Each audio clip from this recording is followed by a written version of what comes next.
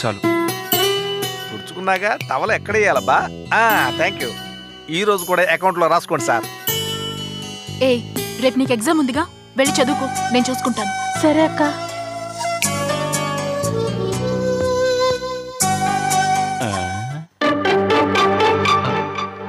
వీడేమిటి పెద్ద ఎడ్యుకేటెడ్ లాగా పేపర్ చదివేస్తున్నాడు, బొమ్మలు చూస్తున్నాడు అనుకుంటా.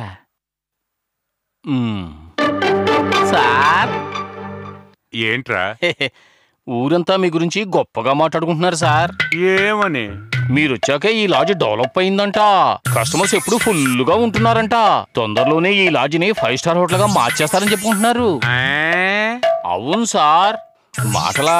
దీనంతటికీ కారణం మీ దీక్ష పట్టుదలే కదా. ఈ లాడ్జ్ కోసం రేయింబవళ్ళు తెగ కష్టపడుతున్నారు. ఏంట్రా కాకా పడుతున్నావు? విషయం ఏంటి? మరేం లేదు సార్, రాత్రులు చలి చంపేస్తోంది, నిద్ర పట్టడం లేదు. అందుకని మీరు పెద్ద మనసు 500 ఇచ్చారంటే ఇద్దరం స్వెటర్లు కొనుక్కుంటాం. 5 పైసలు కూడా ఇవ్వను, జాగ్రత్త. పీసును కొట్టు వెధవా. వీడొచ్చిన తర్వాత లాడ్జ్ నాశనం అయిపోయింది.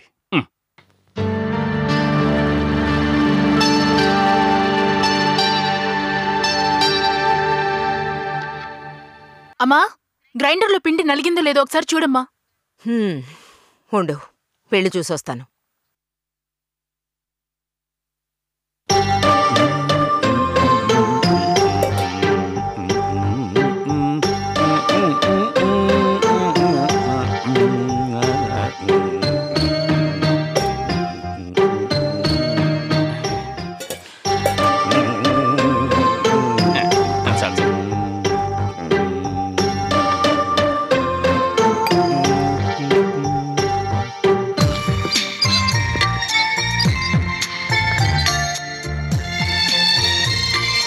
స్వెటర్ కొనుక్కోండి.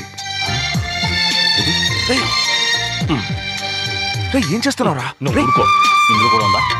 నీకు తెలుసు కదా, పైన చలి చంపేస్తుంది. మనకు స్వెటర్ కొనుక్కుందాం.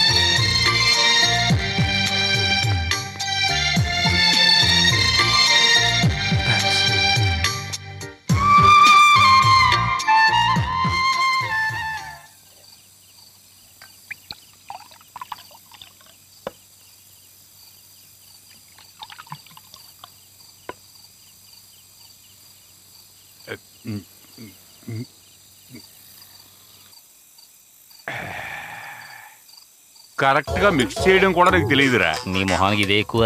ఏంటి కొనుక్కున్నావు? ఏం సార్, లాడ్జ్లో ఎవరూ తాగకూడదని మీరేగా రూల్స్ పెట్టారు, ఇప్పుడు మీరే ఇలా తాగుతున్నారేంటి సార్?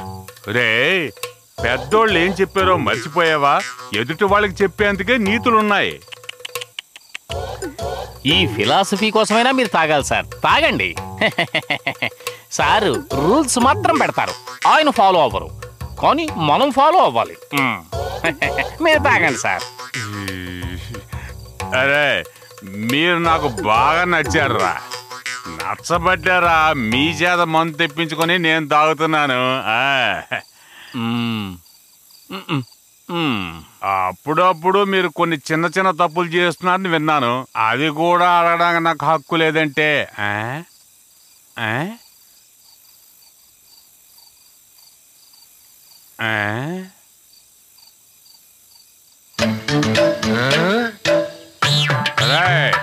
షట్టర్లు కొనుక్కోవడానికి డబ్బులు లేవని సాయంకాలంలో డబ్బులు అడిగారు కదా, ఇప్పుడు ఎక్కడి నుంచి వచ్చారా డబ్బులు?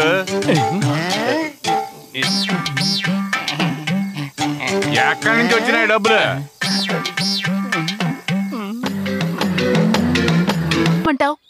ఏమైనా చేయొచ్చు, ఆయన చూసి మీరు భయపడచ్చు, నేను భయపడను. ఈ రోజు ఆయన సంగతి తేల్చేస్తాను. ఏంట్రా రెచ్చిపోతున్నావు?